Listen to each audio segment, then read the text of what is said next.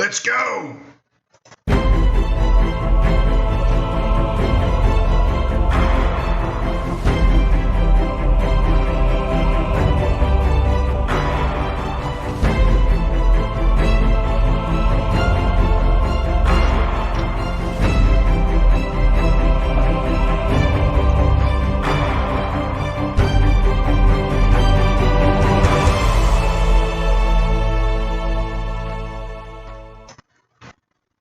Hey, good morning. It's Thursday, 7:30 a.m. New York time. It's time to do some Forex. My name is Wayne McDonald. I am the Chief FX Market Strategist for TradersWay.com. Thank you very much for being a client. If you're enjoying these webinars, if you're learning, if you're having fun, if you like the camaraderie and interaction, then please show that. Pay it back. TradersWay is making these webinars happen, so visit TradersWay.com and thank them by opening an account. A demo account takes 30 seconds, okay? When you're in the back office, download MT4, and you will find below the video, below this video is a link to download all my chart templates so that your charts look like mine. That's the pivot points, daily pivot points, weekly pivot points, monthly pivot points, all my moving averages with all the right colors, all the different individual chart templates. That's all the different profiles. It's a lot of stuff, yo. Free. Hang on, I can't see my charts. I can't see my charts. So anyways, make sure you do that, all right? It's very important. Also, while you're on the Forex.Today YouTube channel, make sure you subscribe so you can be invited to my other streams.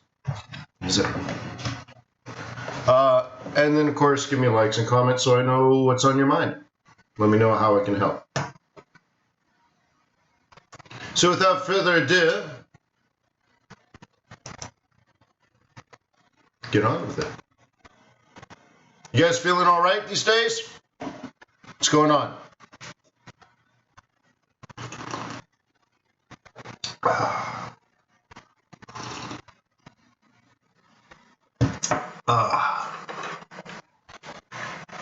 Yeah, really?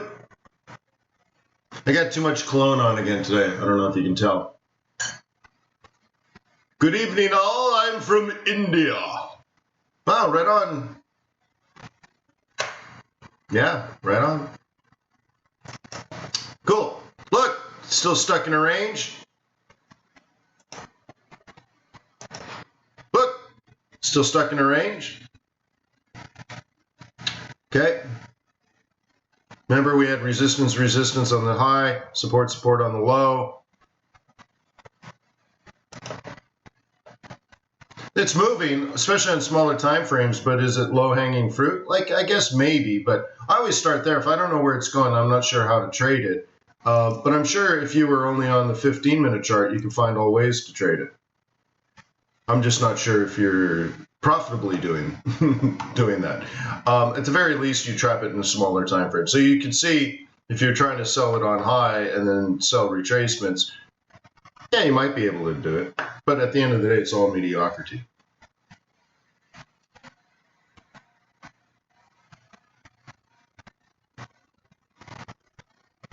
Yeah, Zabu says they're talking about game theory in regards to negotiations. Yeah, it's what it's all about. It's what it's all about.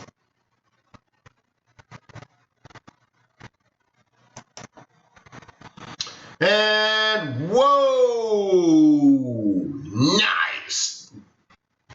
Hang on, I rebooted before the webinar, so where's my little drawing tool thing, my Bobby? Oh, it's over here now. I wanna be your beast of burden. There we go.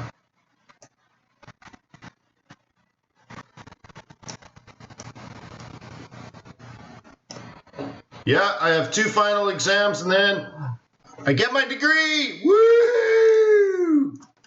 That's gonna be a good one. It's gonna be a good one. Done my paper, I just gotta put polish on it, shine it up, hand it in, and then 2 final exams, that's it. One Monday, one Thursday. And then I'm free for 3 weeks, and then I go to summer school. Yeah, nice. All right, so check this out. What was the speech over the last couple of days? If you simply traded your plan, right? Bulls were buyers down in here. Where's my marker? Bulls were buyers in here. Bears are sellers in here. And the rest is history. Look at the target though, huh? Pachow! Pachow! It's a little frightening to blow through weekly pivots, but yeah. It's in the old yard. So like what most people do when they graduate is there's a huge football stadium and millions of people show up and they sit in the hot sun and they melt. Well, you know, babbling children talk about their pretentious ideas for forever, right? Harvard's in the old yard. We have a giant football stadium, but no, it's all in the old yard. It's very small, very intimate.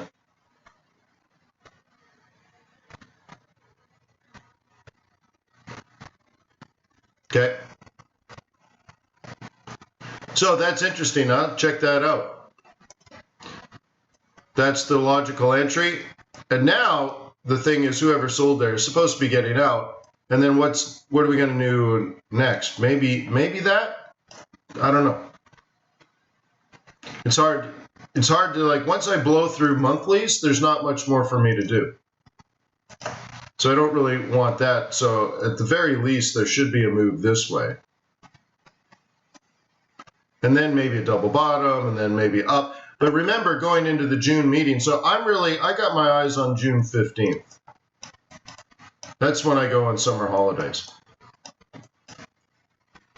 It's really not the 15th. It's around the 15th. There's a Fed meeting. Once the Fed meeting's done, I'm done. Top of the morning, baby doll.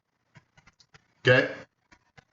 So really, I'm thinking maybe down to here, then up to here, then double bottom, and then back to a neutral zone.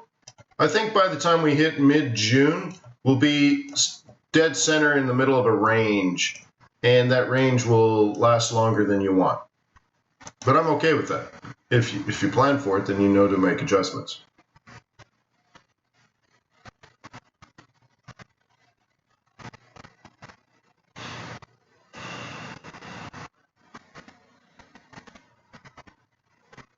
Okay.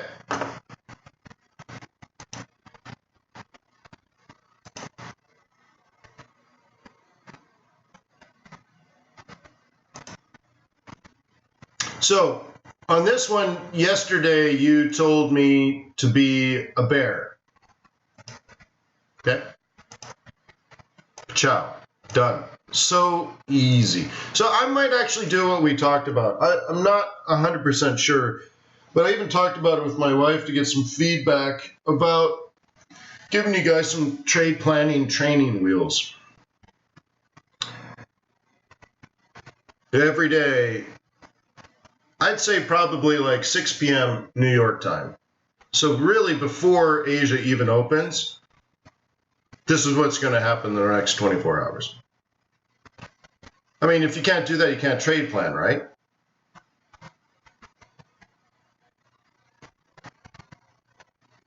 So the question is just visualize how to do it.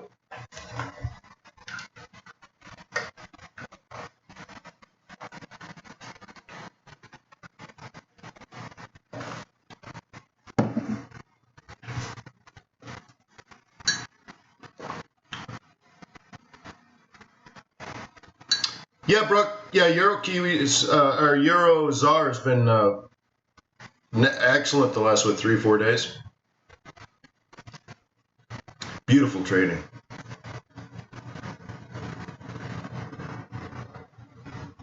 I wanna be your beast of burden. All right.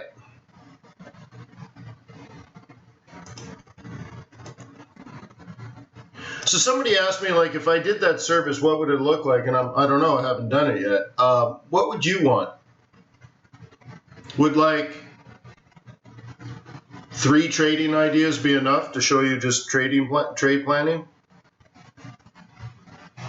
Here's the zone of entry. Here's a stop placement. Here's the likely target. 1, 2, 3 changes up, but it always fits your bias.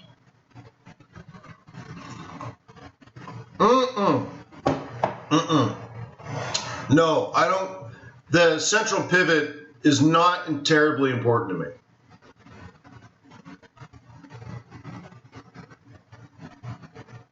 Okay.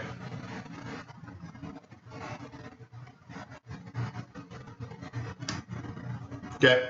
Yeah, I don't really care. The reason for it is both bulls and bears are going to trade it.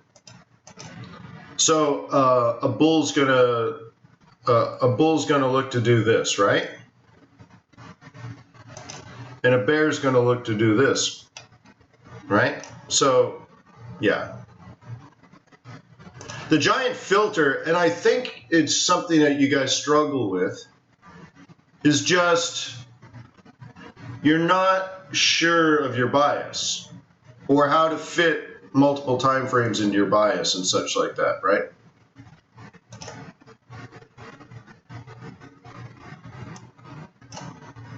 So you need practice, that's all.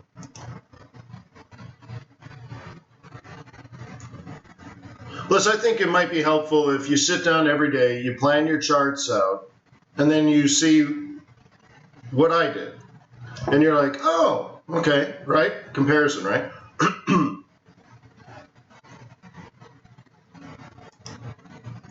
All right, so gold.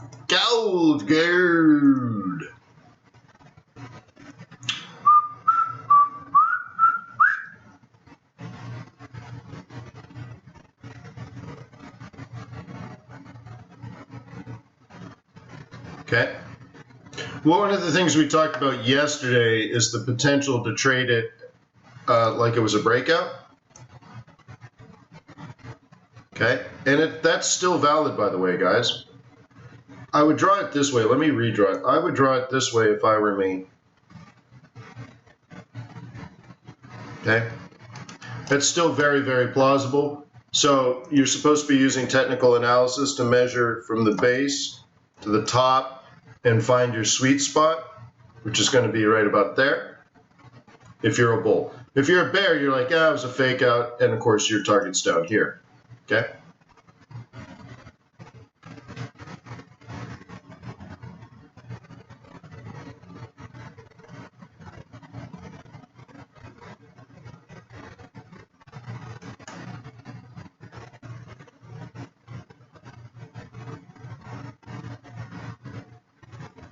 Yeah, Pedro. So one of the things is in that service, the way I envision it now, is you would ask it would ask you a few questions, and then say, and help you identify your bias, and then your training wheel sort of trade plans are all going to be in your bias.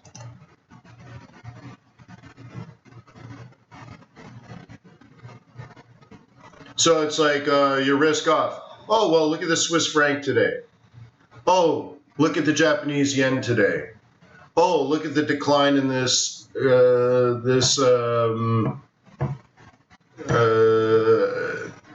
commodity currency, right? It would be all risk off related. And you're like, oh, it's just risk off, risk off, risk off, risk off. And that's all it's showing you. You're not even seeing anything else. And it's just teaching you how to have that lens. And of course, I think a lot of you guys make all your decisions here. And you're not actually planning tomorrow, right now. Okay? In the next 4 hours, you should be done trading for Thursday. And already, guys, and please write this down or listen, make sure you're listening. In the next 4 hours, we should be done today's money-making opportunities, but you really should be starting the process right now, planning what you're going to do Friday and Monday. That's what you should be doing right now. Now, you'll have a few little short-term scalps, but if you already don't know what you're doing now, you're way behind because you should have done this yesterday. So now you should be wrapping up today, not just starting. You're actually wrapping up today, and you're far more concerned about planning tomorrow and Monday. If you're not there yet, you need to get there, and that's one of the messages I've been trying to share with you guys the last, I don't know, couple months. That and one of the things we covered in the swing trading group was, you know, if you don't see it on Thursday, you're not going to be able to trade it, right? If you don't see it on Thursday, you won't trade it on Monday. If you don't see it on Thursday, you won't trade it on Monday. Because you won't have the confidence, and you have no planning, and all that kind of stuff, and you'll talk yourself out of some really good trades. So anyways, I'm already thinking this stuff, okay? I'm living in this ether over here already, okay?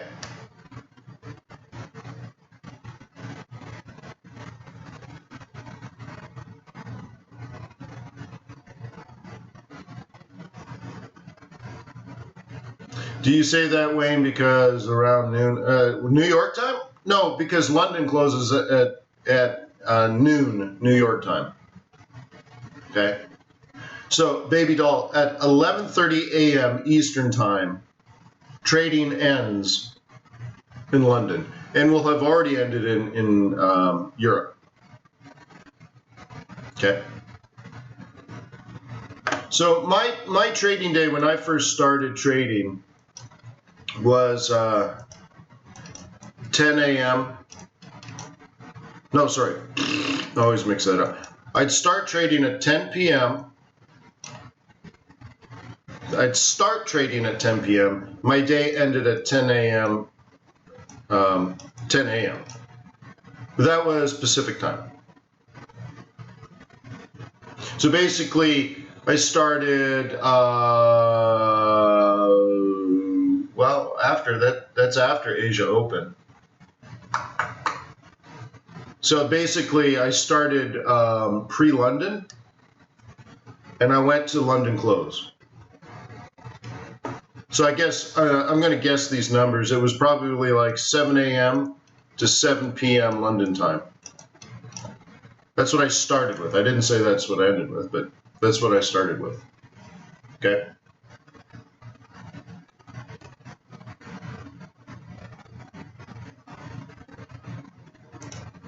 So the secret isn't the Asian session. Don't just start like, oh, that's what I need. No, you need to be planning ahead. So what I'm saying is, we're here right now, and I'm already planning this. You see? So if I don't have this plan now on Thursday, I'm not going to be ready on Monday to buy this.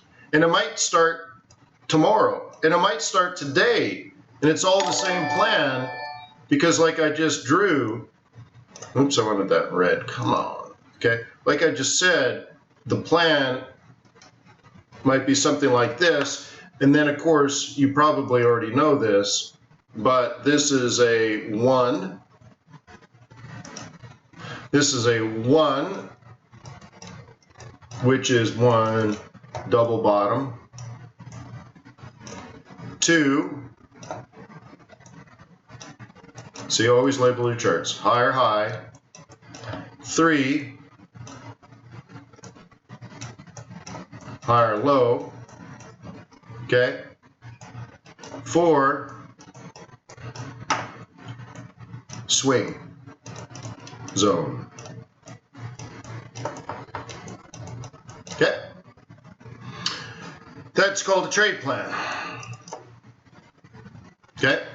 And you'll probably have, it might happen today, might happen tomorrow. I'll definitely be in it by Monday or on Monday. Or it'll fail, it'll be lower low, and I won't be in it.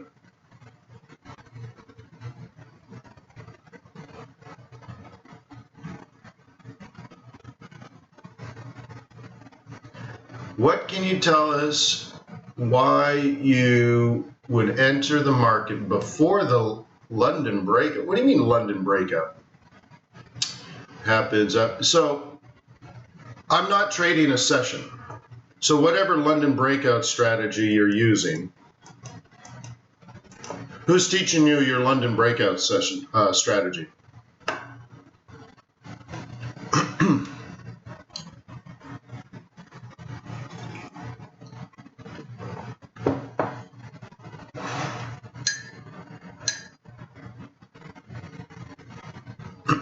Who's teaching you just so I understand your logic? No. Tell me. Who's teaching you a London breakout?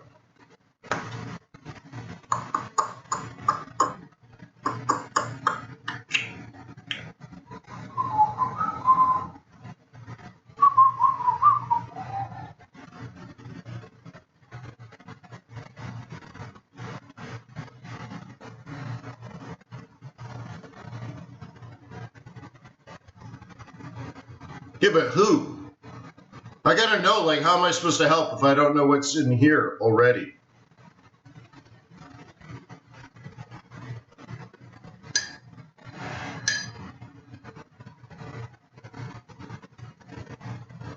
Yeah, well then, turn it off, get rid of it. First of all, that type of strategy for trading is reactionary, right? Trading really sucks at times. No, it doesn't.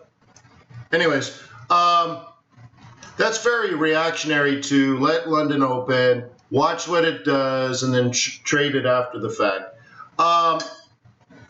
But anyways, that is sort of a combination of scalp, okay, because it's reactionary, and spot, okay, because typically what happens is you trade it for the London session, you pick up, what, 40 pips? And you're out, right? So what I'm suggesting is that's just a tactic, okay? That's just a tactic. There's a little bit of, I mean, it's not strategic in the sense that you're trading a bias and you have a plan 2 or 3 days in advance. What it teaches you to do is let London open, let the volatility happen, and then after that's happened, trade off of it, basically, right? Very reactionary, very late, and you probably don't even pick up 40 pips. Okay? With the same focus, let's say, okay? With the same focus, because you still have to wait, let's say an hour for all this to happen, but you're probably doing it on smaller time frames. And then you finally get sort of a breakout or a pullback, and then you're going to use it as resistance or something like that. And, so it's really an hour and a half after London Open, you get in a trade and you pick up some crumbs. That's a lot of work. With the same sort of workload, but with larger foresight, what I'm asking you to do is not to say, well, let London open, let the volatility happen, let there be a breakout, trade it, now you're way late. What I'm saying is, let's establish what you want to do for the day and establish a good price for that, and then be in it all day, including London breakout, including New York. And I want you to get, let's say, a minimum of 100 pips, let's say, per trade, minimum. But it's the same amount of work, okay? Instead of entering here and exiting here, you're just in it all day. And it's the same, like I said, the same workload, but I'm having you think a little bit bigger. You understand? Your time, baby doll, is more valuable than what 40 pips is worth. And if 40 pips is worth your time, you're over leveraged.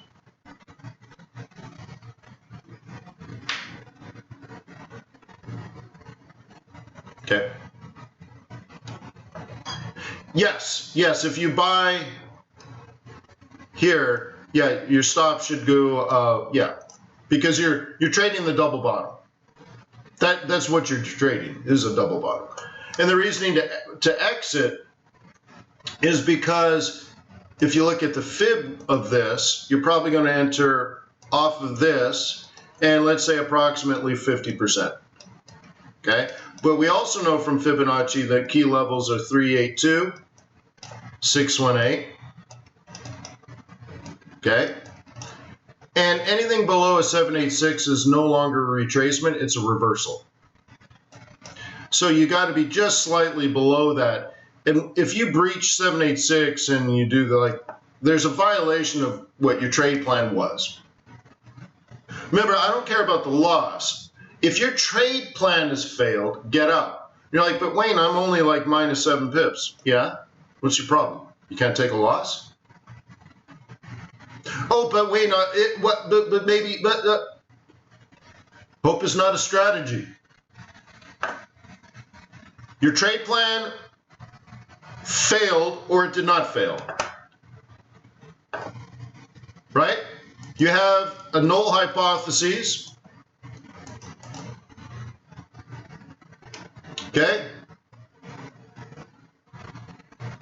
Or you have the alternative. Your trade plan wins or it fails. Well, that's supposed to be an F. Fails. Okay? That's it. It's very binary.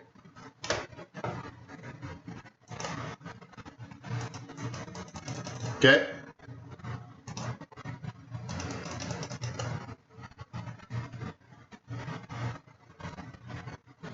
So in this case, you would say XAU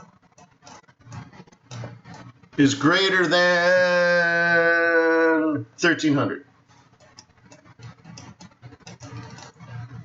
Or XAU is less than 1300, right?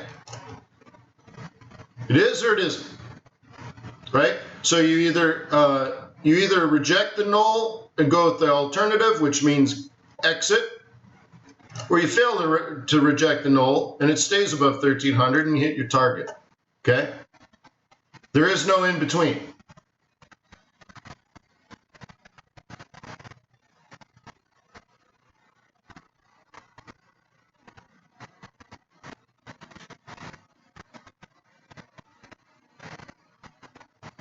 Oh yeah.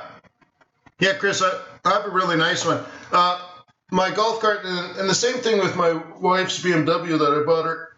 I put on like oversized, low-profile wheels, and it's really, it's really strange look. Ginormous wheels with really thin tires. So the golf cart and the Beamer just look, they look like big and lowered at the same time. It's pretty cool. It's a pretty cool look. And I'm ripping the stereo out of the golf cart because I had one in, it's all Bluetooth and stuff, but it doesn't sound it sounds crap. So I'm ripping it out, putting in subwoofers and all that kind of stuff. So anyways, yeah. Oh no, it's pimped out. I got custom sewn seats and all hand painted chassis and stuff. So anyways, it's body. Yeah, it's pimped out. Right. Nope. It's interesting, Chris, that they're opening that there. Maybe it's a new thing, huh?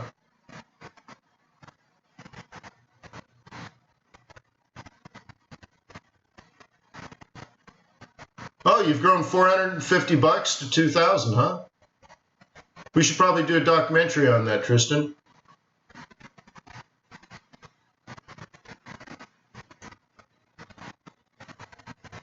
I started a wave. Yeah. All right.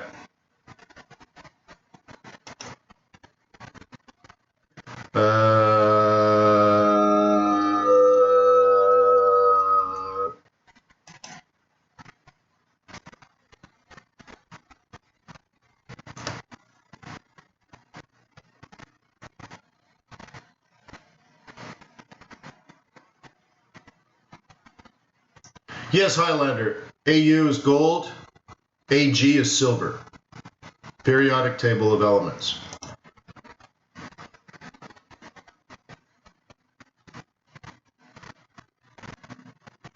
Yeah, no, but that's what I'm saying, Tristan. I'm serious. We should probably talk about it. If I had more time, I'd do stuff like that.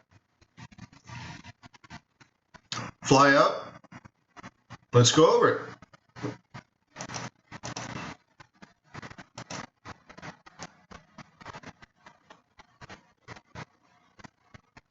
All right, this entry here predicts an S2. So you may not like this, but you're supposed to be out. You're supposed to be out here.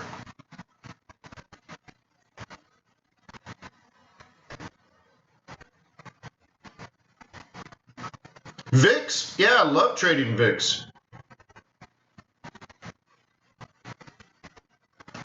Where do you live, TJ?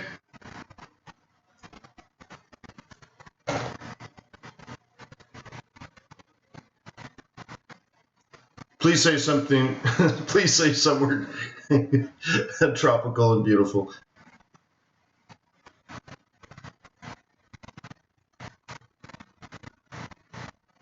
Australia! Where in Australia? That's a little vague.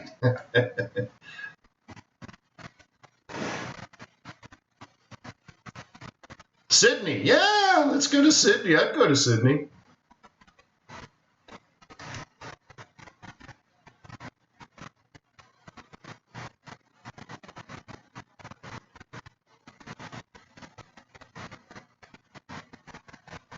Yeah, I'd go to Sydney. Sure.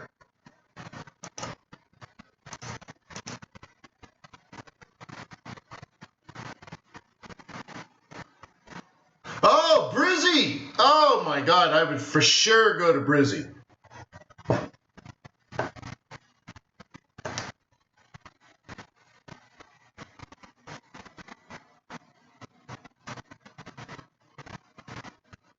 You know what? I actually might be. I might stop in Trinidad. There's some business in the Caribbean I've been trying to do for years and years and years now, and there's a new investor who lives. Well, let's just say that way. And I was looking at all the island puddle jumpers I need to do to get to there, and one of them is really funny. If I want a decent deal, because it's actually fairly expensive to fly to like nowhere, right? If you want to fly to a big city, it's cheap. To fly to nowhere, it costs a lot of money. And I was looking at like if I want to get there fast, it costs a lot of money, and it's fast. By fast, I mean like 18 hours. But if I don't care about time, there's a flight for, let's say, half the money, but it's something like 54 hours to get to this, this country on the equator, let's say. So anyways, what it does is it goes like, it's something like Atlanta to Miami, Miami to Puerto Rico to maybe like St. Kitts to Trinidad, Trinidad to somewhere else. I think eventually you get to like Aruba, but each time it's like 18-hour layovers and stuff. And I'm like, that would actually be fun. Like, to get there, you have to stop in, like, I am not joking, like 5 different Caribbean nations. Each time staying 12 to 18-hour layovers to get the next tiny little plane. But it's the same plane. The pilot just needs to has to. So anyways, it's just funny. I'm like, you know what? That might actually be fun to go on a 54-hour flight, country to country to country to country, country to country, and So anyways, one of them was Trinidad, which has a beautiful airport, right? So anyways. Yeah, actually nowhere. It was really funny. Yeah, I have a funny story, but I can't tell it too. So,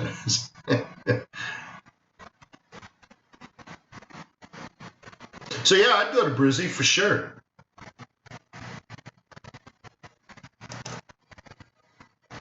In fact, do I have my backpack here? Look at my backpack.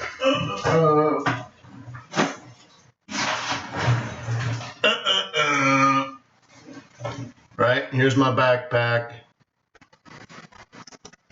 Would I go to Brizzy to meet a successful Forex trader? In my bag, I'm opening the bag. Crikey! Get on you, mate! Ripper! Oh, she's a beaut! Yeah.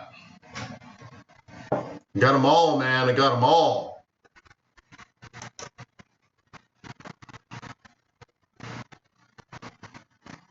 All right. So, I'm going down in a burning ring of fire.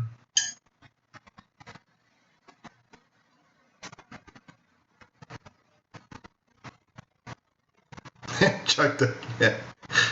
Hey, if I said it, it is an Australian accent. Okay? Look at this. Gone!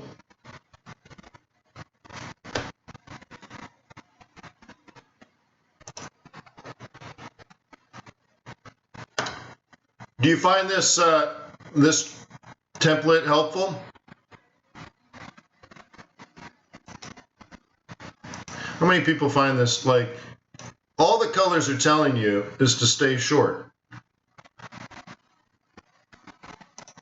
Okay, that's all it says is stay a bear, sell here. All right, is it just stay a bear, stay a bear, stay a bear? Okay, if you were above, you would be a bull.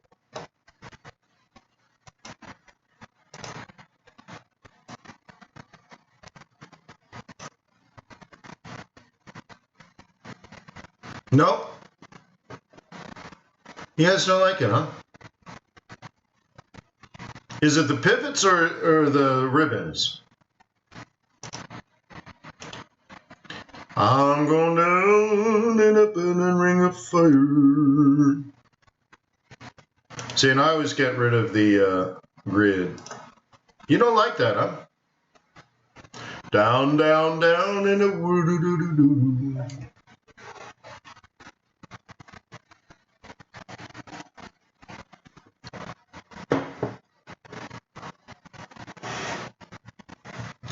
It's messy, huh? You guys are interesting. Everyone has their own opinion, right?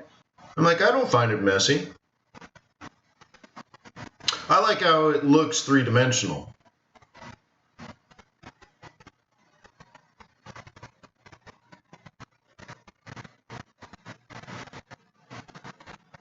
Oh, just do not how to use it. Well, typically if you're below, you're a bear.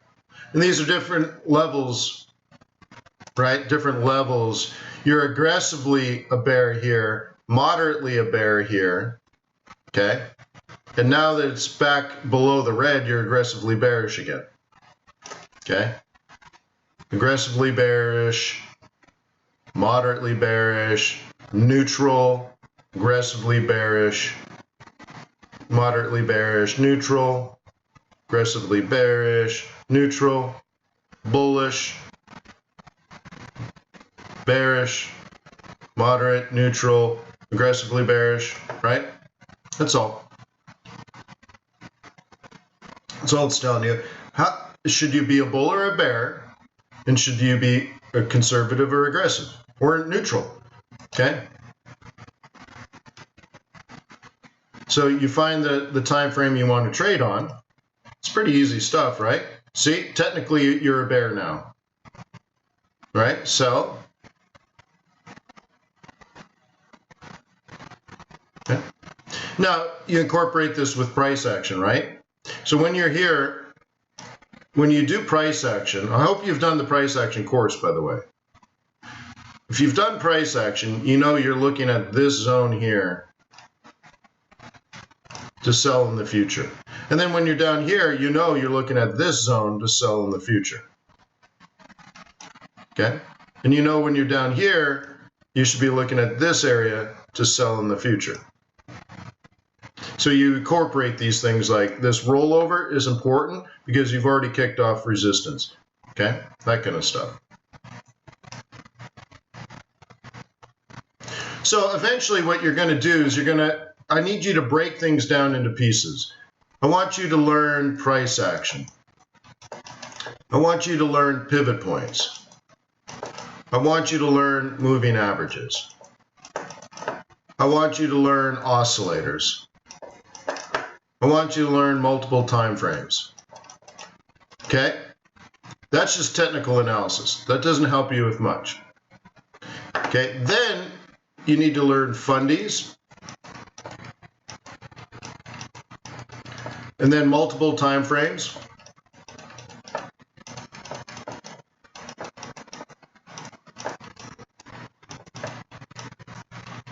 Then you need to learn like time of day. And then now, okay, and now you have the basis to learn strategy. So this could be flipped in different orders, but you're going to need to know all this stuff, right? So we already have this at FX Bootcamp and FX Bootcamp Live. We already have all of this. But eventually, once you know all of that, then you need to know how to, how do you say, swing on a monthly basis, weekly basis, daily basis, and then from in there, then you need to learn how to trade the opens, and then you need to know how to scalp. Okay, so one way of doing all of this is start here and work your way up. Okay, and then you start to realize the importance of time of day, and you see what I mean. And now you start right, and then you're like, oh well, there's different times of day that fit all these things in, so that gets me to the multiple time frames, and right, and you reverse engineer this building up on tactics. Now, I would rather start you on strategy and work your way into tactics, but newer traders, they're always like, just tell me what to do. Just give me a trade. What should I be doing? I should be short of this. I gotta go to, and everyone's just like, I gotta trade. I gotta trade. I don't know what I'm doing, and I don't have any money, but I gotta trade. So you start slow. You learn how to enter position and time that with a spot. You basically scalp into your spots at the right times of day, and reverse engineer the whole process because that's what the market demands.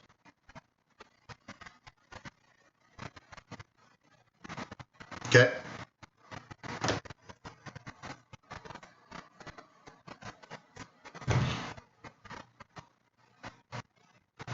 Okay. But anyways, you don't have to do this. I don't give two hoots about this. I don't give two hoots about that. Now, did anyone just go, this is so much better. I can see so much more information. Yeah, it's golden. Beautiful. Okay. But I'm telling you, in the most simplest terms, when you're here, if you didn't have a plan to sell this or this, you're just not going to be successful. That's it. You're just going to get lost in the noise, and sometimes you'll get lucky. Do you guys know, some of you guys might know statistics.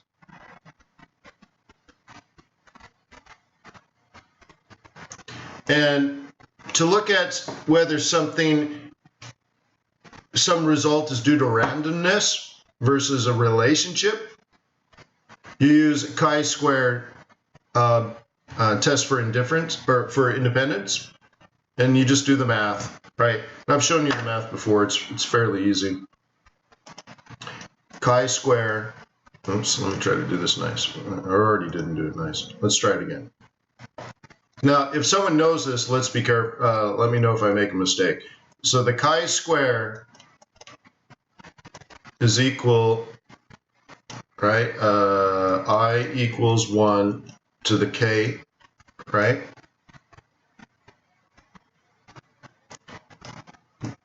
The expected minus the observed, I might have that backwards, squared over, okay? Okay, and you do this, and what you could do is these values here would be related to your trading strategies, and you would have multiple ones. So you do this for each one and then add them up. Okay, that's what this is saying. Take all your trading strategies and add up all the results and all this kind of stuff. And what you're checking for is if your results are just basically random. I'm winning, losing, winning, losing, winning, losing, winning, losing. Okay, the way I teach you is I'm trying to remove randomness. I'm trying to remove luck. Okay? That's why you have strategies and bias. This is why you look at larger time frames first and then drill down into your scalping and spotting. And if you're just doing spot trades and scalping with no bias and no trade plan, your results are going to be random. That's all that means. And you're going to get like a probability value or a p-value such that I can look at 5 years of your trading history and determine that it's all random.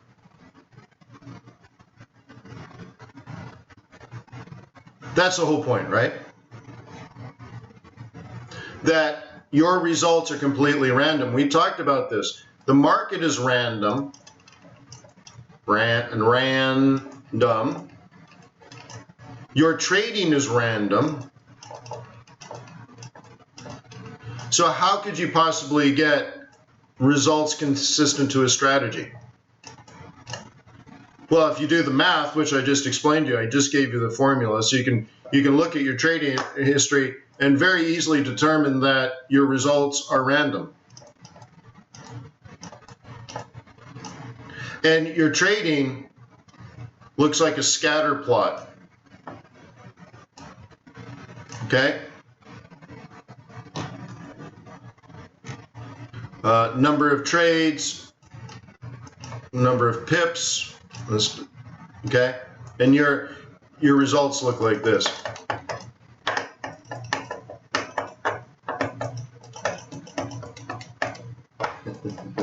Whatever. And you just, there's no positive correlation, there's no negative correlation.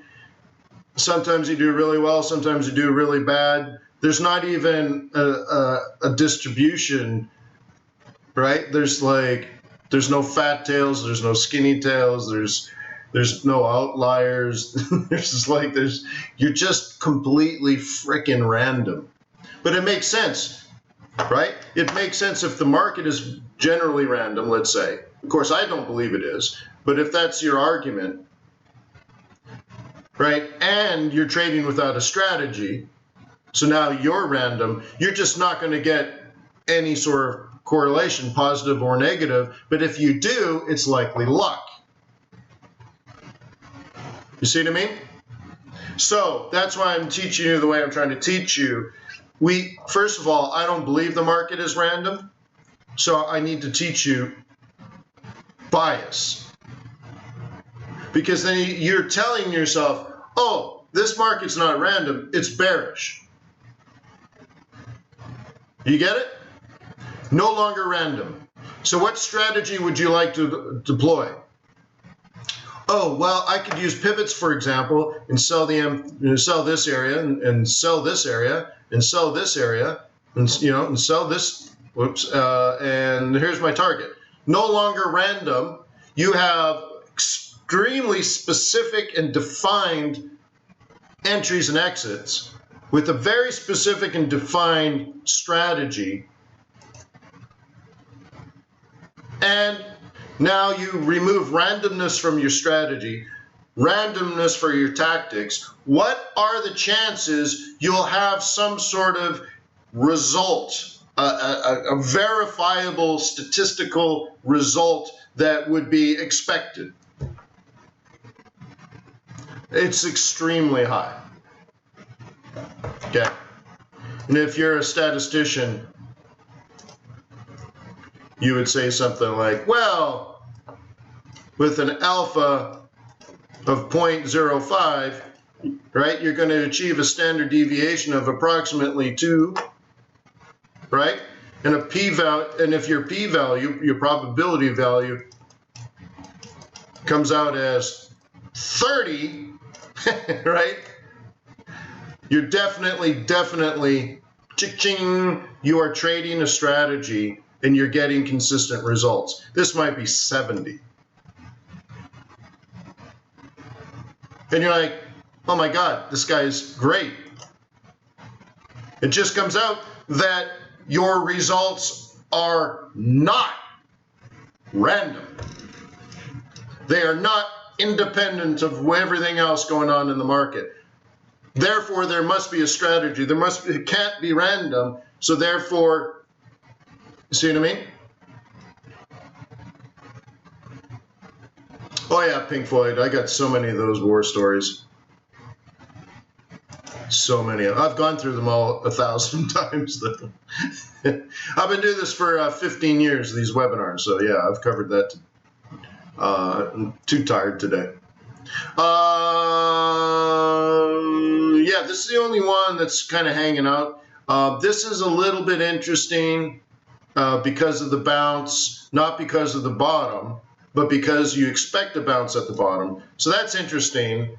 This one is nomad's land. This one broke, and this one is no. So I need reversal patterns before I get interesting. The only interesting one is here, but these show me risk. So I want them to reverse before I'm interested. I don't want to be part of the reversal. They need to reverse, or I'm just not interested.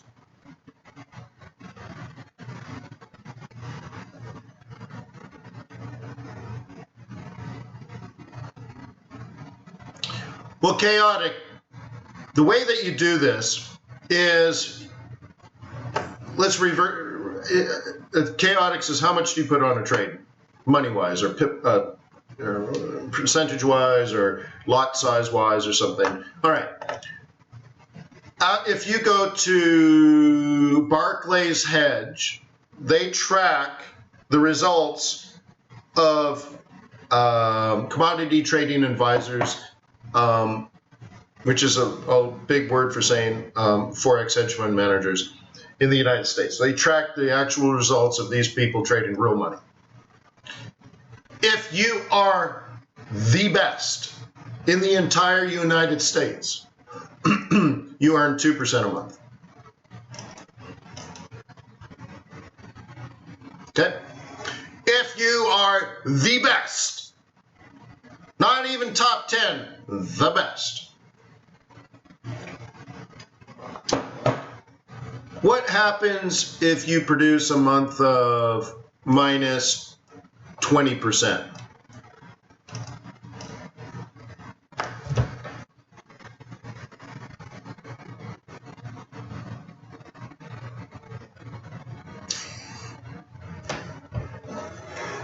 You're dead. Oh, I never miss out, Jimmy. Therefore, no mirror. Okay? So you just can't have a minus 20% month, which means you can't also produce plus 20. Why? Because this and this and this are a function of risk. Sorry, we don't need to go into calculus, do we? But anyways, reward is a function of risk. Do you understand? So these guys here never put themselves in a situation of this, which means it's impossible to get this. So reverse engineer everything. Now, of course, if you only got 500 bucks, you're going to have to break every rule there is to get yourself to money. That's not the right way. That's the short-term solution, but it's going to lead to your demise. So unfortunately, to Tristan, who grew his $500 account to $2,000 account, unless it took you 5 years, you're going to run into some problems. And eventually, you might break your own rules and all that kind of stuff. But I'm trying to teach you, like, when you're a pro, or to be a pro, what kind of mindset do you have? So you have to reverse engineer, right? What is your worst month you want to see on your 5-year track record? The worst.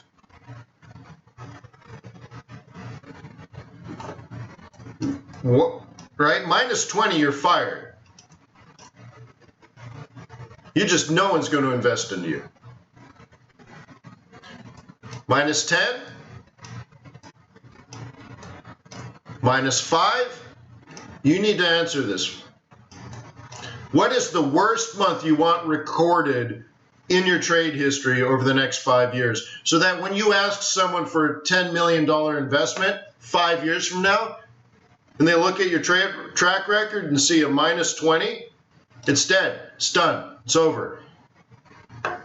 And if you listen to me and say, the idea of turning 500 bucks into 20 million is probably not the right plan.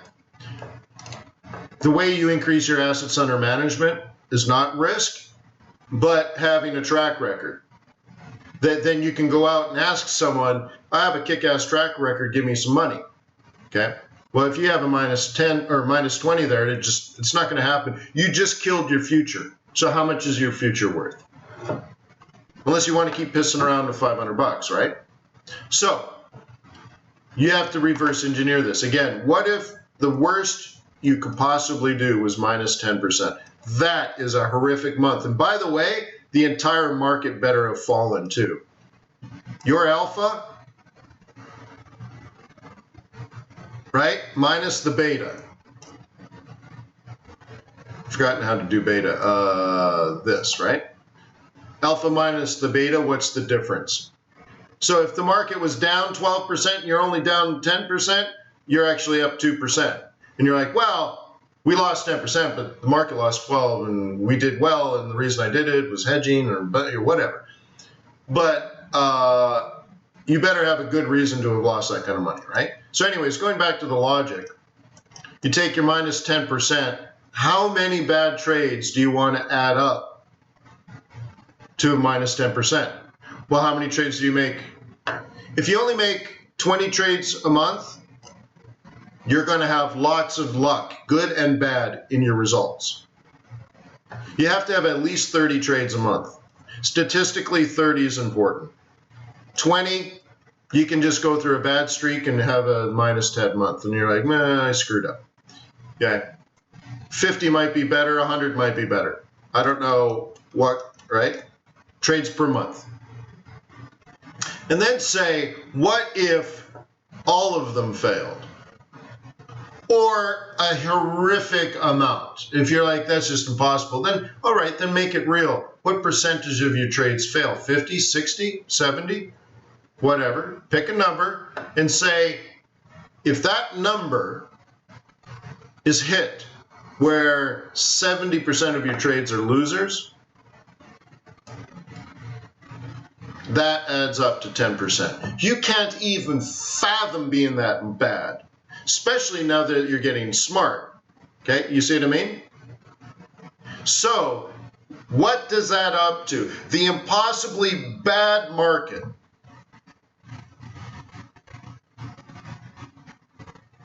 okay, that adds up that 10%, and it should never, ever, ever, ever, ever happen. There are times when things go bad, and maybe you print a minus 5, but you're like, I can recover from this, and you don't have to start gambling big, because what happens is a lot of people, they get a minus 10. What happens next month? Minus 30. You see what I mean? And it's dead, because they're trying to trade their way out. That's the dumbest thing ever. You need to write it down. The dumbest thing ever is to trade yourself out of a big loss. What you should do is stop losing money as soon as possible, and then focus on how the hell did you become so undisciplined to suck so bad. Wake yourself up. Because you know, if you suck so bad that you lost 10%, like 70% of your trades suck, and then you're like, I'm going to like double my lot size, and I'm going to trade my way back to break even. You know you're a fool. So you should write it down. If you don't know you're a fool, you should write it down. If I do that, I'm a fool.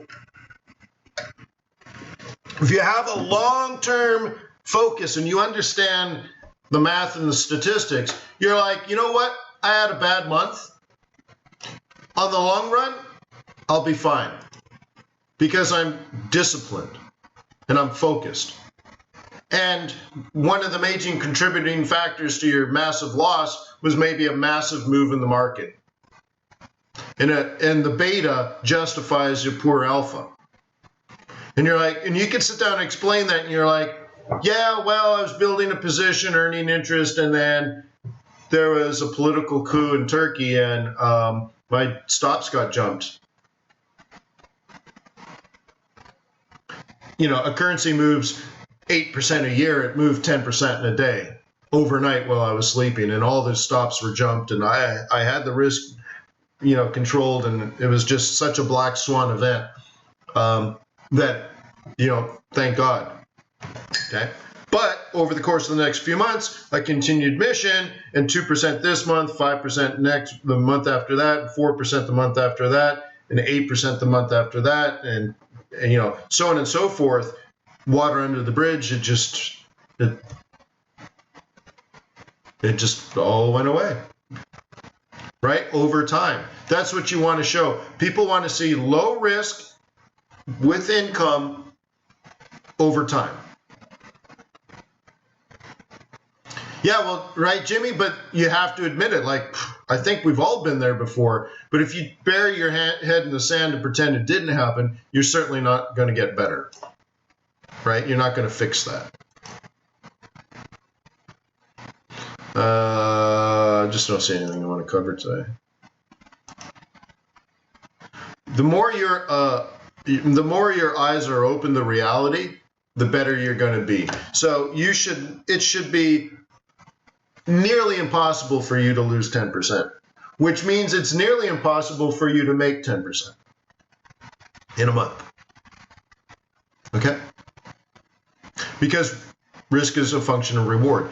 And by the way, if you showed someone that you made 25% in a month, you're not gonna get any investors. Right? And a rich person knows that. They know to get the high reward, right? To get the 25%, you took risk. And rich people don't want risk. Okay? They don't want risk.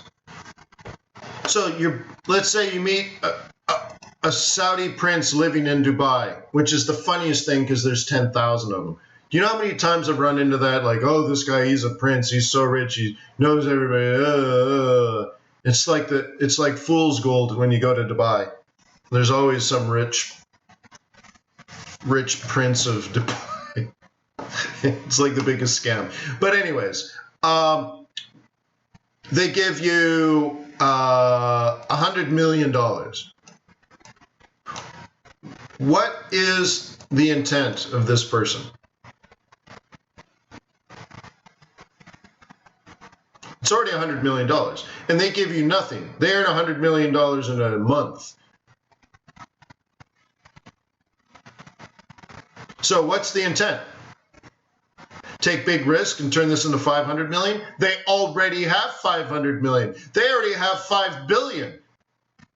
What is it that they want?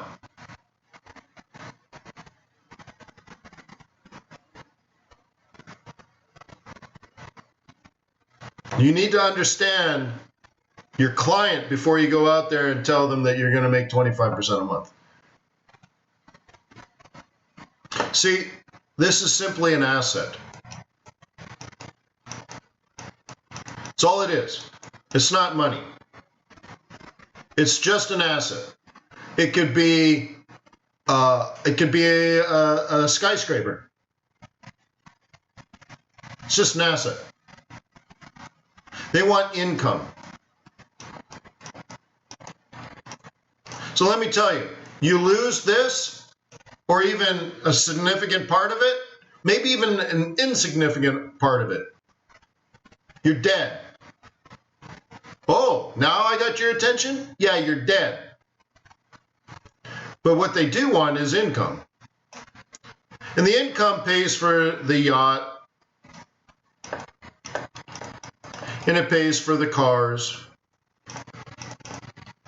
and it pays for the travel, etc., the plane, the jet, and they just take all of this, and it's just everything's free now. You understand? It's everything is free. When you got $5 billion earning income, you're like, let's take the jet. It's only going to be $70,000. Who cares? And give me 2 of those Ferraris. What do they cost? You know, like all of a sudden, everything you want is absolutely, totally free. You don't care because you always have the 100 million. The 100 million never goes away. Boy, I can't get this to turn red. The 100 million never, ever goes away. So if you lose that principal, you're dead because you're killing the golden goose. Do you understand?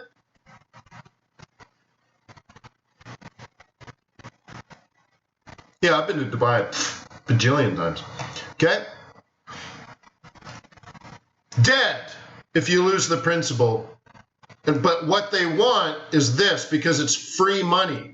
How many people would like free money? If you had free money, would you go on private jets, drive Ferraris, buy your fancy watches, live in the lifestyle, right? That's why it's a poor person's dream to say, I'm going to trade Forex, take money out of my Forex account, and buy myself a yellow Lamborghini. You killed your principal. Do you understand? Like, it doesn't make any logical sense. It's fool's gold. It's an illusion and a dream for a child. You know what, like, real world is like? If you get married and you got kids, you're taking care of the kids and getting in a nice house and always maintaining all your cars and paying for your gardeners and sending them to summer camp and saving to send them to college. And you don't have any time and money to worry about a stupid yellow Lamborghini. Okay, if you're 19, yeah, but you don't have any money, so it's a dream. Hey, they're nice cars. They're stupid uses of your money. But what if you take your money now and you transfer money and you buy an asset that has income? Now, the cool thing is assets can go up in value. So if it was a skyscraper, hey, 10 years from now, it might be 150 million. Woo, I got $50 million, but you didn't do anything. Meanwhile, you're collecting rent. And you're like, well, this is free money because I still have my 100 million. You see what I mean? And in fact, I expect to make 50 million on this doing nothing. But in the meantime, as the rents are coming in, I got jets, I got cars, I got boats. Boom! Living large and in charge. That's how you do it. If you have to take money out of your account, you're screwed. Now it's a job, you're poor. Okay? So what you need to do is grow your Forex account. Listen to me, right? Listen to me. Don't get all upset. Grow your Forex account and then transfer that to some other kind of asset. That's called diversification. You'll have to choose, like, right? You have to choose where you put your risk and your assets. But you need to put your assets eventually, like when you're 65, you can keep trading Forex, but wouldn't it be nice to have grown your trading account, transferred it to an asset that gives you income? Trade your Forex account, trade that to an asset, trade Forex, move that to an asset, trade Forex, and you're never spending your principal. You're never spending your Forex account. You grow it up and you transfer it to an income, guaranteed income. Right? And when you're 65, you want to own $100 million in real estate or something so that you don't have to trade Forex anymore. Right? Like I was telling you this before, like I think Americans are supposed to save, what, $2 million a year? Or $2 million to retire, which is not a lot of money. That's such a little bit, but it seems like a lot if you don't have any money. But when you're 65, you start budgeting it out. If you live for 30 years, holy crap. If you live for 20 years, it's not that much money. Have you ever put grandma into a nursing home? They're like, it's $75,000 a year. You're like, oh shit, well, grandma only has 4 years. And if she lives 5 years, she's going to have to live in your basement. Your 95-year-old grandma is going to live in your basement because she's going to be dead broke, right? So why would you spend this down? What you really need is find a way to say, what, grandma needs, what, $3,000 a month to live? So turn the $2 million into $3,000 a month income. And after she dies, you still have the $2 million. Why would you spend the money? Money isn't about spending. If you have to spend money to buy a yellow Lamborghini, you did it wrong. And you don't understand people that buy Ferraris and Lamborghinis, right? How many times have you seen someone that owns not like one exotic car, but like 10 exotic cars? A friend of mine has a garage for, I think he's got probably 20 cars just for his garage. He's got weird things. He's got like the Audi A8s. He's got like several Ferraris. He's got a couple of Lamborghinis. He's got a couple of Rolls Royces. What else did I see? He had weird older American cars. He had some muscle cars. He had an old Buick. I thought it was a 57 Chevy, but it wasn't. But he doesn't spend any money. It's all free. That's the type of person that has those things. Right? How did he spend money? Let's just say maybe he put 100 million somewhere or 10 million somewhere. And that 10 million earns income year after year after year after year, and you can't spend your money fast enough, and your assets growing in value. So you buy yourself $2 million worth of cars. Shit, this went up 10 million. You can't keep up with it. You make so much money, you can't keep up with it. That's where I'm driving you guys. Okay, that's where I'm driving you. So be very careful when you're focused on turning, I'm trying to delete this. Be careful when you're focused on turning $500 into 5,000. Why is this not the right goal usually? Well, A, you're going to try to do it too quick, and now you don't have a track record anyway, so you still have to start over. Do you understand? And you're going to end up spending it because you're so money focused, you're going to spend it. Plus, you're never going to understand people with money. You understand? Like you won't even be able to talk to someone that has $5 million to invest. You don't have anything in common. You don't think alike. You don't look alike. You're going to talk a different language. You're going to come across poor. And I'm like, I'm not going to give you $5 million. You know what I mean? Like, by the way, I'm being as direct. Yeah, I'm probably pissing some of you off, but at least maybe you're listening. What I'd rather you do to get the 5,000 is take a second job.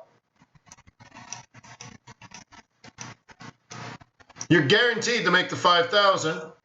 And I want you to trade the way I teach you, long-term focus, real strategy, staying ultra conservative with low risk, focused on consistent low risk returns for years and years and years and years and years and years. Meanwhile, you have a goal and you have a focus, and you'll be able to communicate with someone that'll not give you $5,000, but give you, well, let's say 500 grand, because you're going to have problems getting 5 million in the beginning. So in 5 years, maybe you can get 500K, and then after 500K, you can get 2 million, and 3 years after that, you can get that to 5 million. And now maybe by then you're awesome, you're cooking, right? But if you do this too quickly, you're actually producing a track record that will reject or repel your future. So why would you do it? Right? You see what I mean? It's so short-term focused.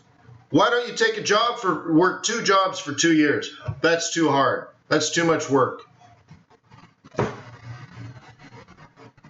Okay?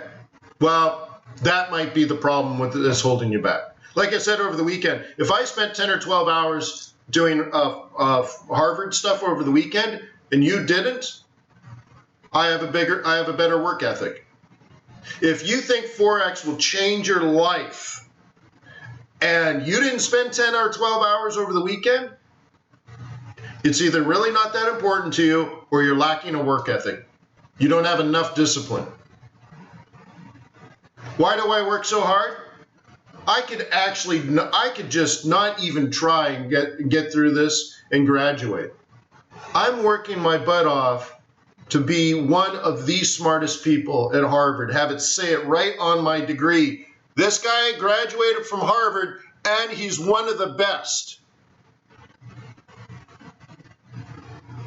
So I'm relentless and I'm focused and I'm driven, hardcore to the bone. So if working 2 jobs for 4 years is too much, that should be easy. It should be easy. Like, that's it. I can achieve my lifelong goals, and in the beginning it's going to be very difficult and it's going to take a lot of work. But I'm going to hit my long-term goals. But it's too hard in the beginning.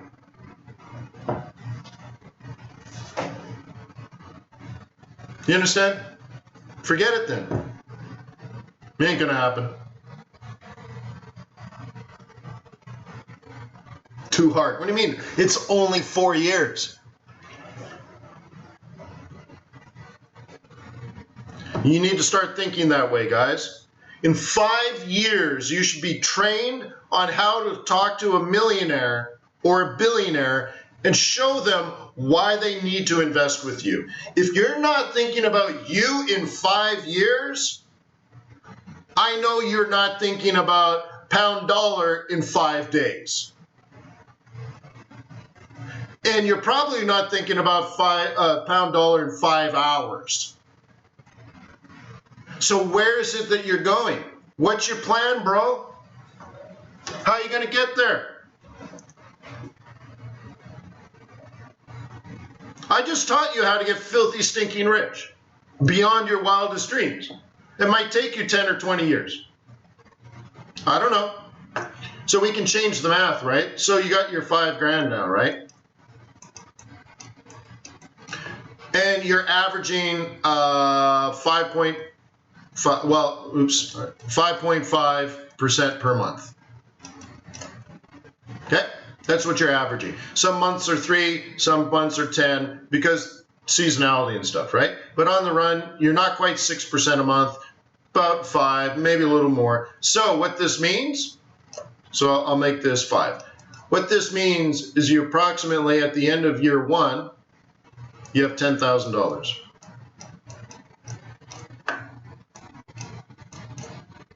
Okay, at the end of year 2, you have $20,000.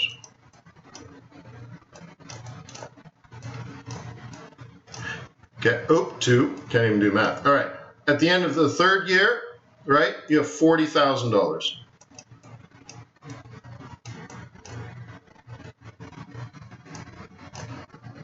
At the end of the 4th year, you have 80.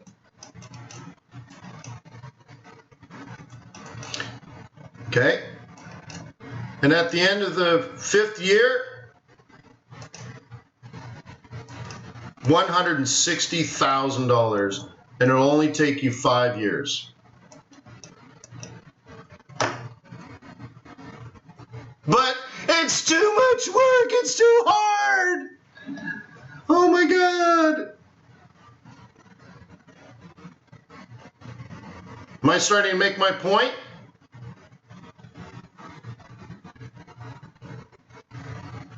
So how about this? Let me change the math. What I'm trying to do with FX Bootcamp and working with Traders Way and such, what if you put in 5,000 to start with,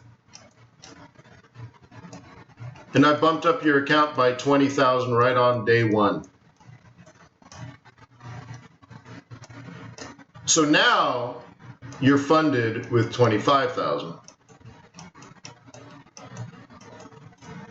Okay? At the end of year 1, you have 50.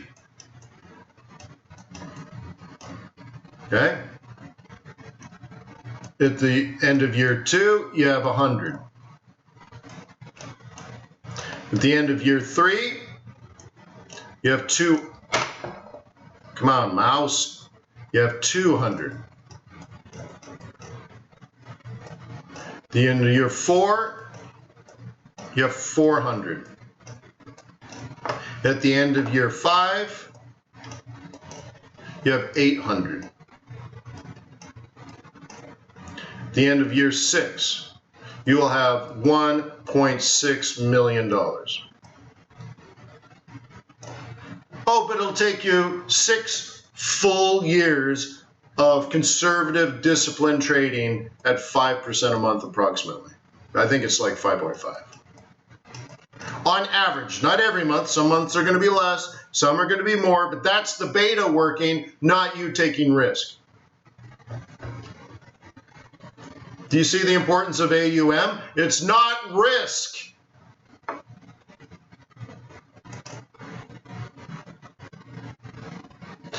So the question is, how much would you pay me for the 20 grand? It takes you from growing your account to 200,000 to like 1.5 million. That's the difference of the 20,000. Instead of having 200,000, you have 1.6 million.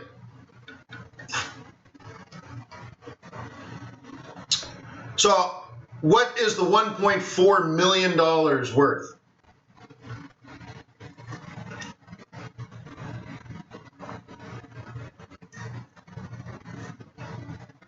Yeah, we already knew that, Cash, though. Chris, I love trading everything.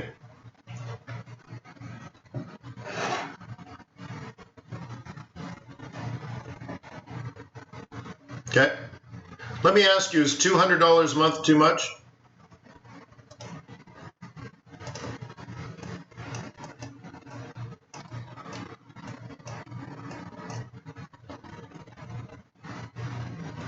So I've already done that for a few people already.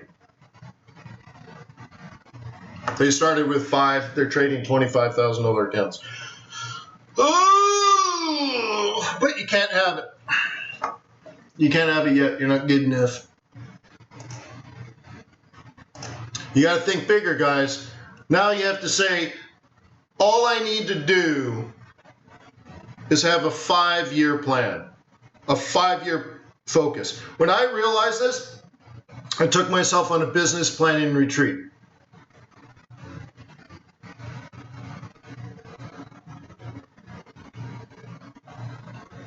And I started planning, because that's what businessmen do.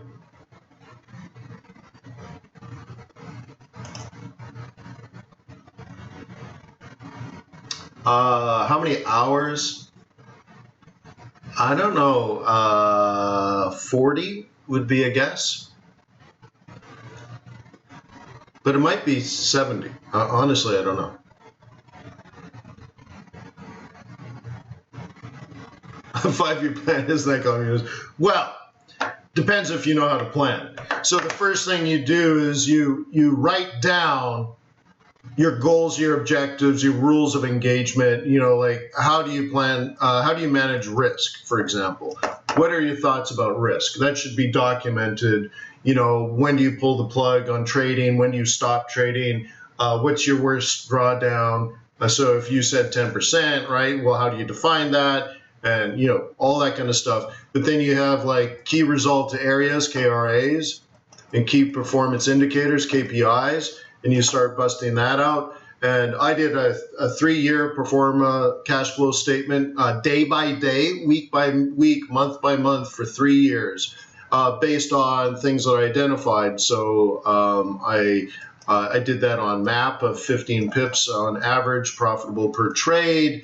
Adjusted for lot sizes and showed growth, and I actually had a scaling system where the larger my account size grew, the less risk I took on per trade, and all this kind of stuff. And I had this really incredibly detailed document. I knew exactly what I was going to do and how I was going to achieve my goal. Okay, that's what that is. It's not like a high flying, high level, I want to be rich one day kind of thing. You know, I already had success, I already had money, so that wasn't the goal.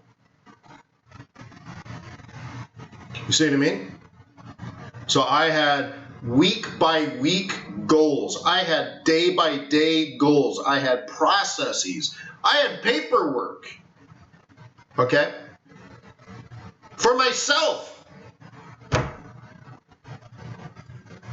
Right? And when you have a laser focus like that, a little bit of brains and ridiculous, sickening work ethic, you can do anything.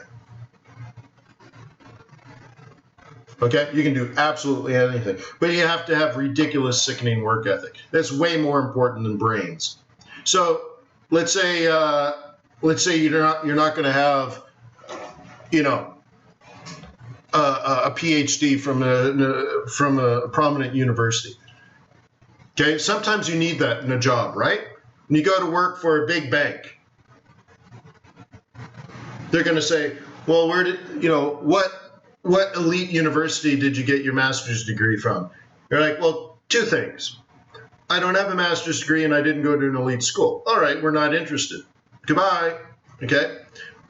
But in Forex, they don't ask you that question. Or your investors might eventually. But the market doesn't. You can open an account and be involved in the market, equal player. Okay, so now what you bring to the table, guys, is your alpha, which is your brains, so you're a little bit smart, right? And then a ridiculous, sickening work ethic. So they're in the factors of production, you look at capital and labor, but then labor has an alpha to it. Oh, I screwed that alpha up. That's a bad alpha. There we go. The labor has an alpha component to it. Okay? It's brains, how smart, how collaborative, how intelligent is your workforce. Okay? Are they smart? Are they educated? But there's things like, you know, I've been all over the world, and sometimes I go to like countries and I'm like, all right, let's get to work. And I find out they're not good workers. They're lazy. They're trying to cut corners everywhere. I'm like, dude, you suck. You have a labor force, but it sucks, right? So you have to have brains, and then the ability for workers to communicate with each other and collaborate. You know, very often it's greater than the sum, right? But then there's the work ethic too. Ethic. This is all your alpha. Okay? Capital is your money in the bank. Labor is you, and your alpha is your brains and your work ethic. Okay? And I think work ethic is worth more. You can have a mediocre brain, but as an amazing work ethic, you're going to do very well in Forex. You'll do absolutely fine. You don't have to go to Harvard. Okay? Now, if you stand in front of let's say, an insurance company or an endowment or a teachers union, and you're like, give me $500 million, they might ask you if you went to Harvard. So when you turn 40 years old, why don't you sign up for a 5-year program?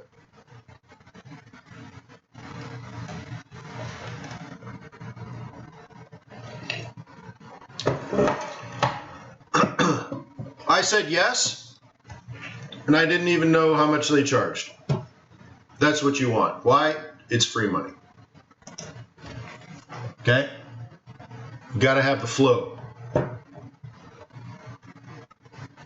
Yeah, turkey bloodbath again. So let's do one more. We went trader psychology today. Let's do one more.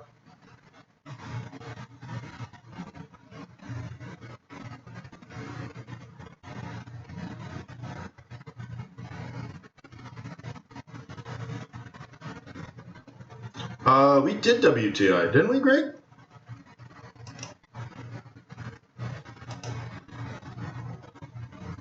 Quite certain we did. Right here. Okay, stuck in range. Okay. So you should maybe see. I forget. I don't know what people know. So maybe I'm having a brain fart here. Okay, this predicts that, and then we have this, and we have this, and we have that. So we're stuck in the range. Next week's trade is either this or this. So is more likely than anything. So it's just not that interesting.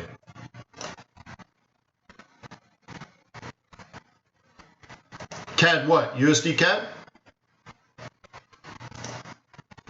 Okay, let's do that.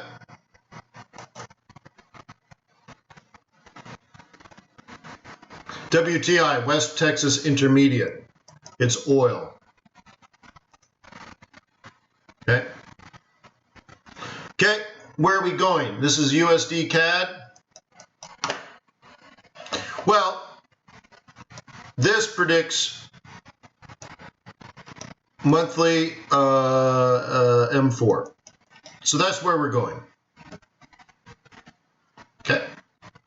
So I have to go to a higher time frame to even show that to you, or squinch this. We'll squinch it. So that's where we're going. I'm certain of it. Okay.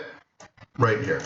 Great. So how are we going to get there? Well, we're going to be rejected here. So how do you want to play that? I have to think next week, guys. Yeah, if you can't see it on Thursday, you're not going to be able to trade it on Monday. If you can't see it on Thursday, you won't trade it on Monday. So let's put it here. Monday, gone. Hit the target, done. That's the rest of this week. That's the rest of next week. Done.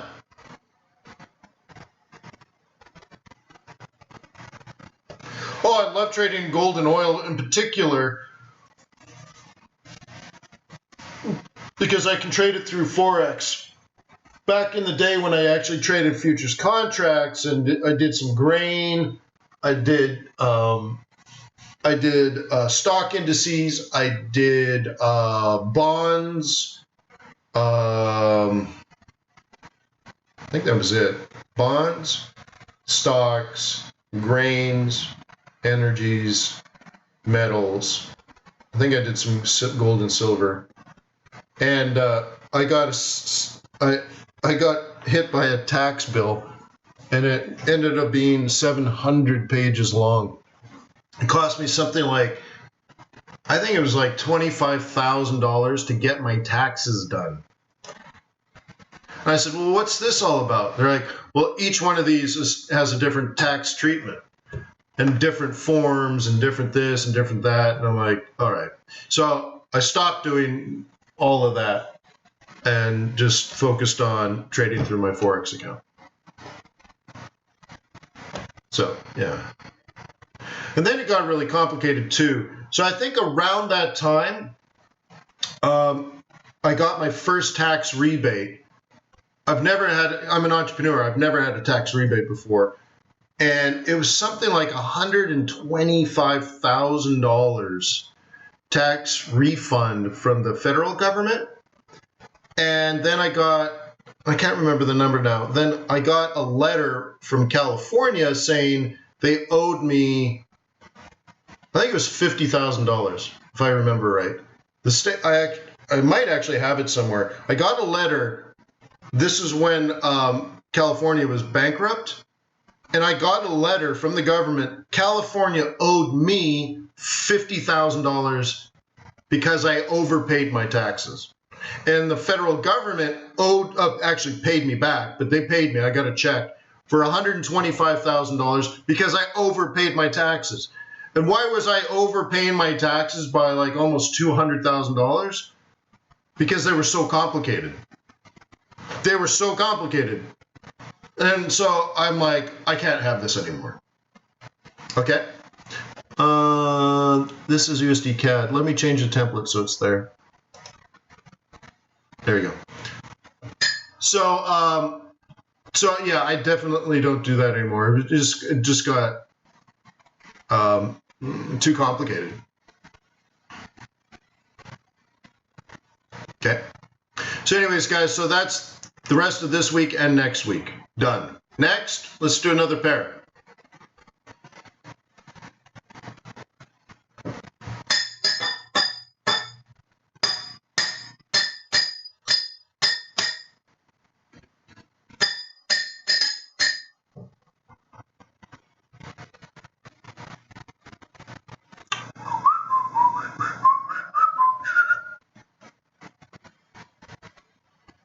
Beast, I think we did Beast.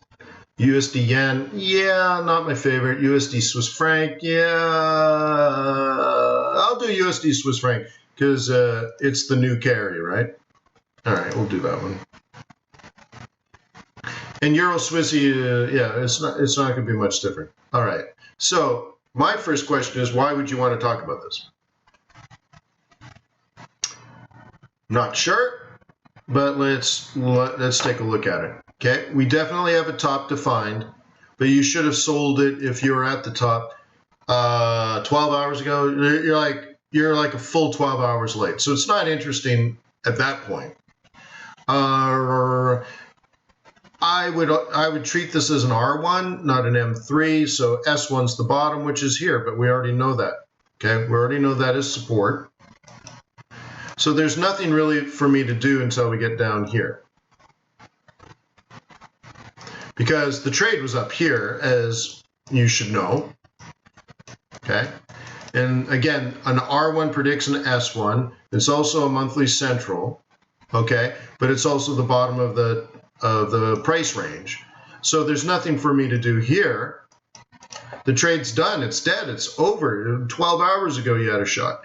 So now I just have to sort of wait for it to play out. So it either does this and I trade it back to the top of the range, or it does this and I trade it down into a new range.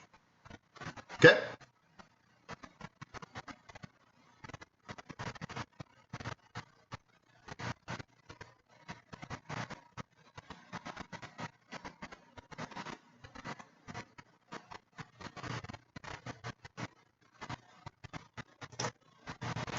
Euro Swissy, USD Swissy, Pound Swissy, they're all the same. I just did USD, and it's going to be the same.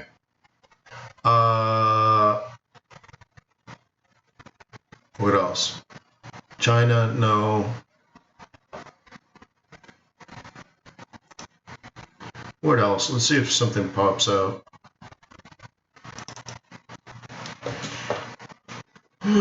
What haven't I done in a long time? I don't want to do Lira. I don't want to get you guys all excited about that.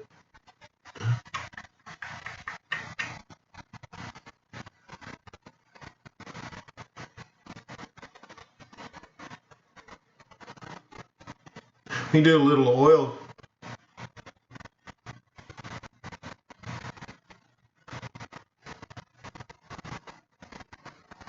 Yeah, let's do USD Noki.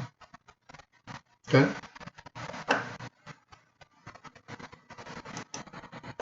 Okay. So at the beginning of the month, there were only two things for you to do. Short here or buy here.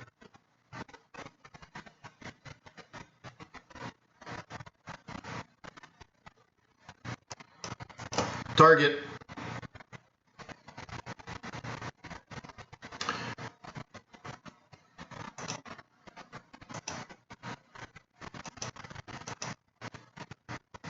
Okay. Target. You say, okay, Wayne, but that's just monthly pivots. How would you trade it with, how do you trade like a weekly pivot in that case? Well, you buy it here, you buy it here, you buy it here, and you're done. Okay, easy, right? So that's why I think if I did a service like that that just gave you sort of like hints and kept you focused every day, like here's how you plan, I hope you wouldn't use it as an alert service, and that's what I'm trying to get away from. That just bores me. It always has bored me. If you wanted me to trade your money, you should pay me 30% of your profits, and you should have a lot of money. But if it's a guide to reinforce proper planning habits, that is of interest to me, because then you will develop a skill and grow and be successful.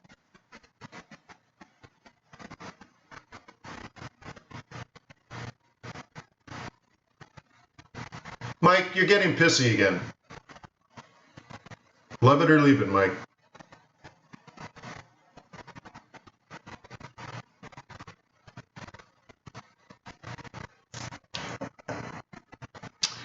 What else? Can I do one more? Is it? Oh, Bitcoin's moving? Oh my God. Yeah, 62, huh? 6,200. Anything else? Peso, right? I don't have to prove it, Mike.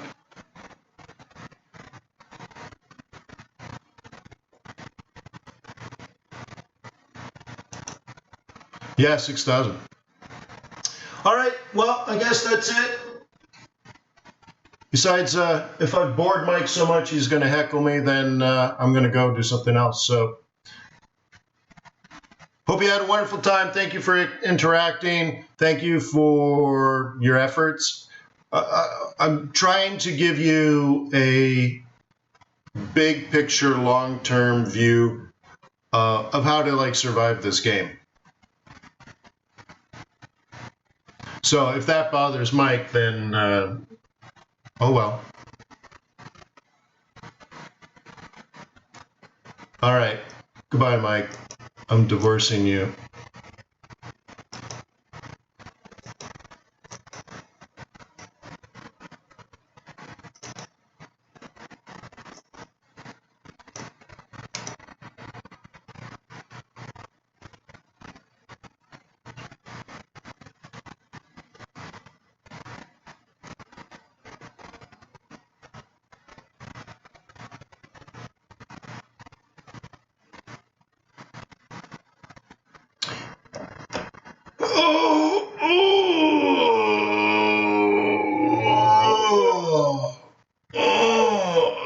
Anything else? What should we cover tomorrow? Any ideas?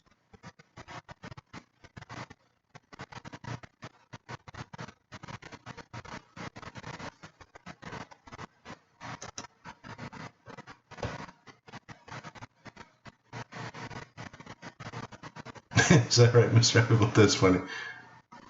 Yeah, how much money do people make on 2,000 views a day? What is that? Like maybe 5 cents, 10 cents? Yeah, what I heard somewhere that you make $1,000 per million views.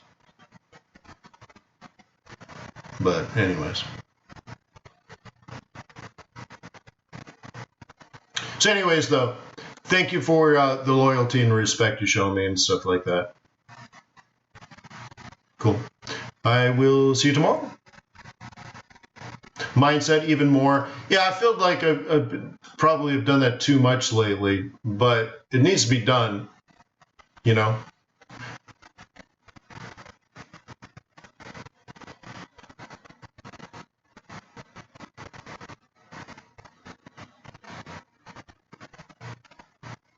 No, thank you guys.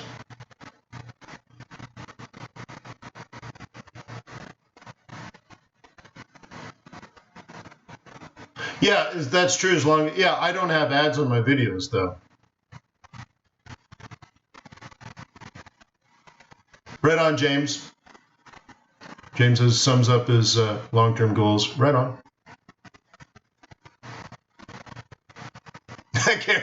Gary's like, I'm finally understanding. Yeah, cool. Yeah, no, right on. Thank you guys. So, yeah, all right. So, peace on earth. May the pips be with you. May your profits be above average. I will see you tomorrow. Cheers.